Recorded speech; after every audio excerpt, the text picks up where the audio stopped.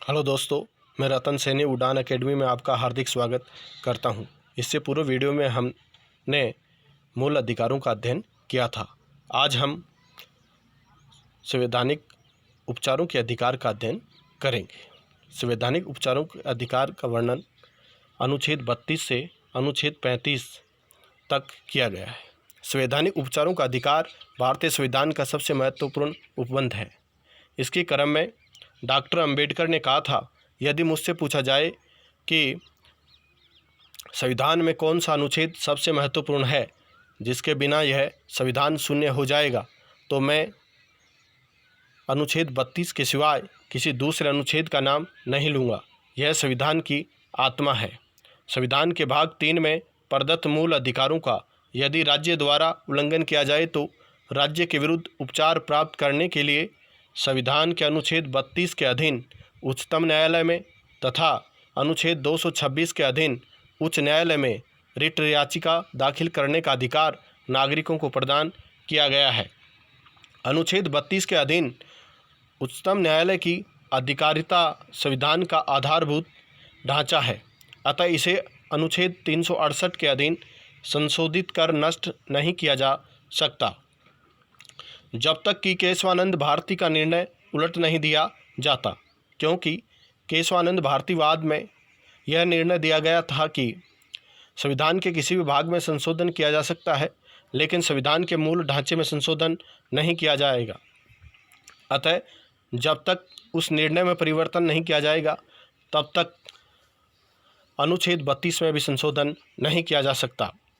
मूल अधिकारों के उल्लंघन की स्थिति में उच्चतम न्यायालय या उच्च न्यायालयों को 5 प्रकार की रिट जारी करने की शक्ति प्रदान की गई है। ये 5 प्रकार की रिट निम्न प्रकार हैं। पहली है बंदी प्रत्यक्षीकरण, दूसरी परमादेश रिट, तीसरी है प्रतिषेध रिट और चौथी है उत्प्रेषण रिट। 5वें नंबर की जो रिट है अधिकार परीक्षा। इसमें प्रथम रिट है बंदी प्रत्यक्षीकरण रिट। यह रिट उस प्राधिकार के विरुद्ध जारी की जाती है जो किसी व्यक्ति को बंदी बनाकर रखता है। इस रिट को जारी करके किसी व्यक्ति को निरुद्ध करने वाले प्राधिकारी को आदेश दिया जाता है कि वह उस व्यक्ति को न्यायालय में प्रस्तुत करे जिसे बंदी बना रखा है। अर्थात बंदी प्रत्यक्षीकरण शब्द का अर्थ है कि बंदी को प्रकट करने से है। अर्थात अगर किसी व्यक्ति को बंदी बना लिया जाता है तो बंदीकर्ता को न्यायालय आदेश जारी करता है कि उसे सशरीर न्यायालय में प्रस्तुत करे। दूसरी रिट है परमादेश रिट। इस शब्द का अर्थ है आदेश देने से। यह रिट न्यायालय द्वारा उस समय जारी की जाती है जब कोई लोक प्राधिकारी अपने कर्तव्यों के निर्वहन से इनकार करे और इसके लिए अन्य कोई विधिक उपचार प्राप्त न हो। इस प्रकार यह रिट तब जारी की जाती है जब आवेदक को लोक प्रकृति के किसी विधिक कर्तव्य के अनुपालन का विधिक अधिकार है और जिसके विरुद्ध रिट की याचना की जाती है वह उस कर्तव्य को करने के लिए बाध्य है।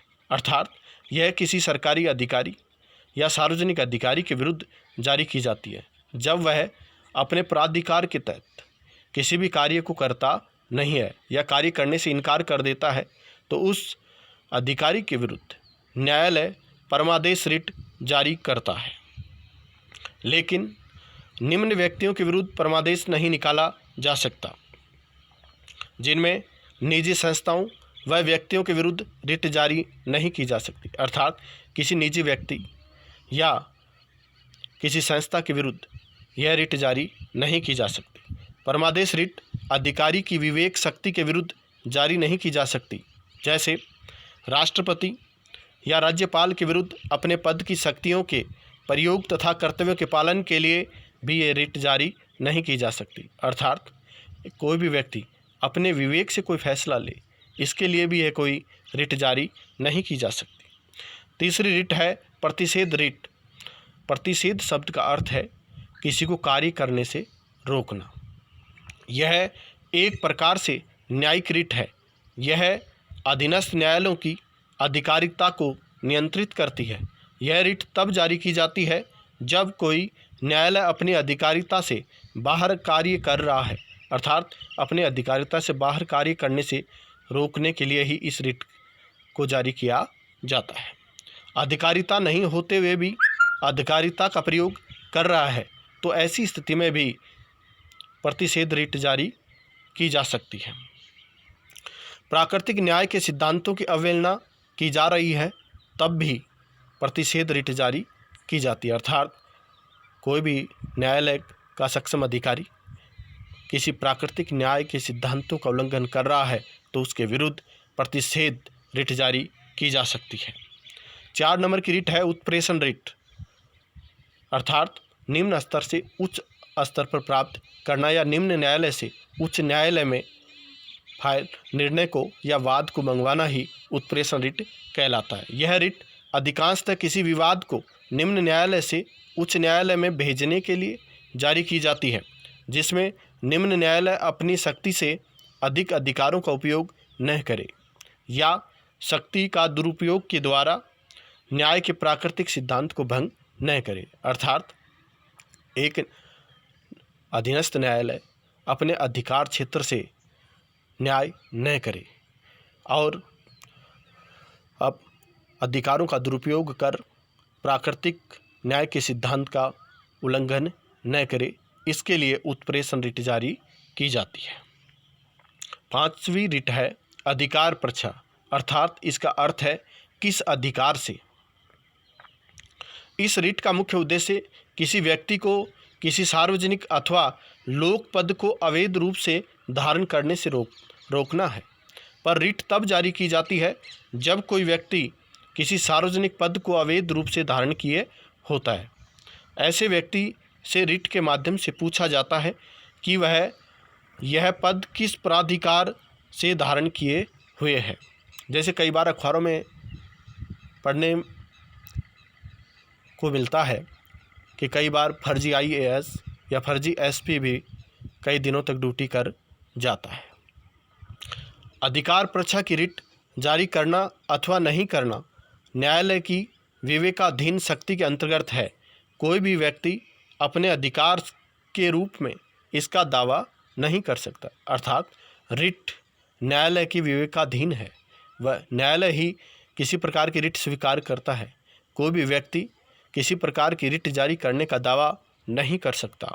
प्रतिषेध एवं उत्प्रेषण रिट में अंतर। प्रतिषेध एवं उत्प्रेषण रिट में भी अंतर पाया जाता है। वह अंतर निम्न प्रकार है। ये दोनों रिटें अधीनस्थ न्यायालयों की अधिकारिता संबंधी विषयों पर जारी की जाती है, अर्थात अधिकार क्षेत्र से संबंधित जारी की जाती है। जैसे हरि विष्णु कामथ बनाम अहमद इसहाक 1955 वाद में प्रतिषेध एवं उत्प्रेषण रिट में निम्नलिखित अंतर बताए हैं। प्रतिषेध रिट अधीनस्थ न्यायालय की अधिकारिता से परे निर्णय देने से पूर्व सुनवाई के दौरान जारी की जाती है, अर्थात प्रतिषेध रिट सुनवाई के दौरान जारी की जाती है, जबकि उत्प्रेषण रिट अधीनस्थ न्यायालय द्वारा निर्णय देने के बाद जारी की जाती है, अर्थात उत्प्रेषण रिट जारी की जाती है निर्णय देने के बाद। प्रतिषेध रिट का मुख्य उद्देश्य न्यायिक त्रुटि को रोकना है, जबकि उत्प्रेषण रिट का उद्देश्य न्यायिक त्रुटियों में सुधार करना है।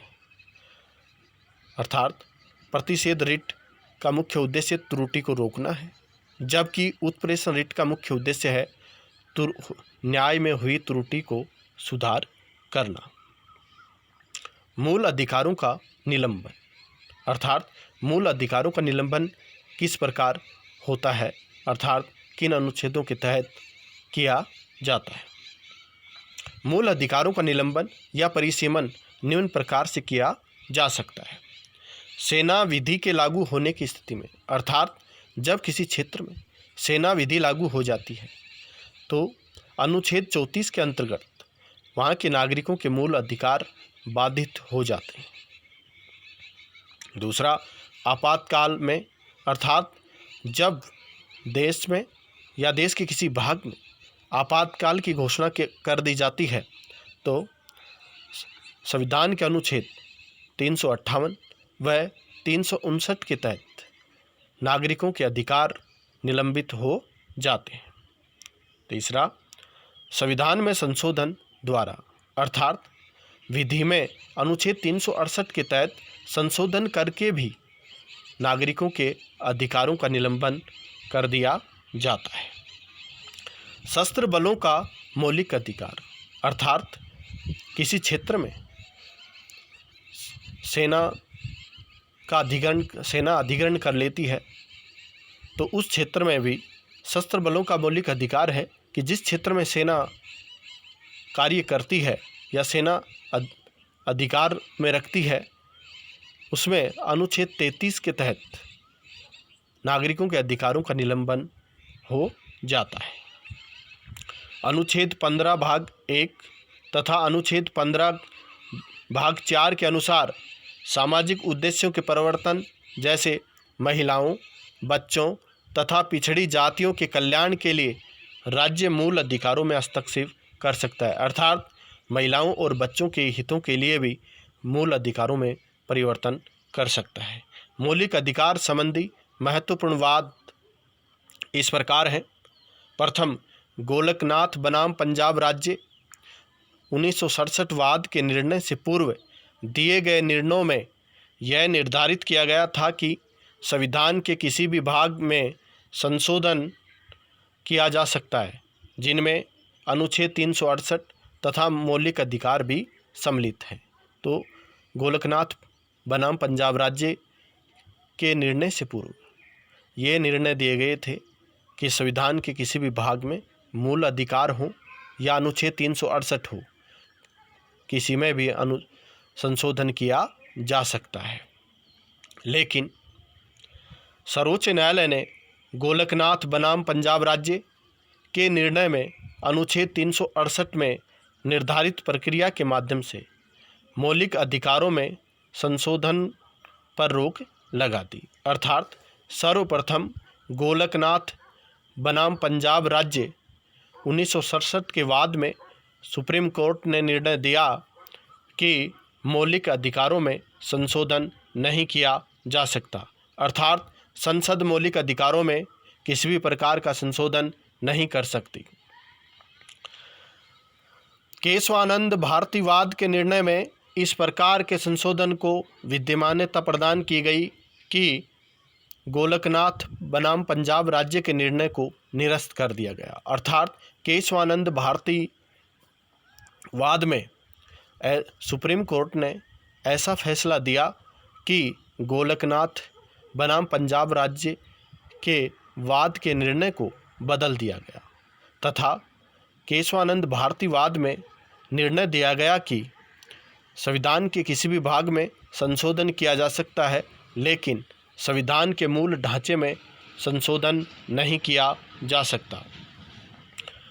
मिनर्वा मिल्स बनाम भारत संघ वाद 1980 के निर्णय के द्वारा यह निर्धारित किया गया कि संविधान के आधारभूत लक्षणों की रक्षा करने का अधिकार न्यायालय को है और न्यायालय इस आधार पर किसी भी संशोधन का पुनर्विलोकन कर सकता है अर्थात किसी भी संशोधन पर न्यायपालिका को न्यायिक पुनर्विलोकन की शक्ति मिनर्वा मिल्स बनाम भारत संघ 1980 वाद के निर्णय के द्वारा यह शक्ति प्राप्त हुई थी अर्थात मिनर्वा मिल्स वाद के निर्णय में यह निर्णय दिया गया कि न्यायपालिका संविधान के किसी भी संशोधन का पुनर्विलोकन कर सकती है। इससे आगे अध्ययन के लिए आप हमारा ऐप उड़ान एकेडमी प्ले स्टोर पर जाकर डाउनलोड कीजिए। धन्यवाद।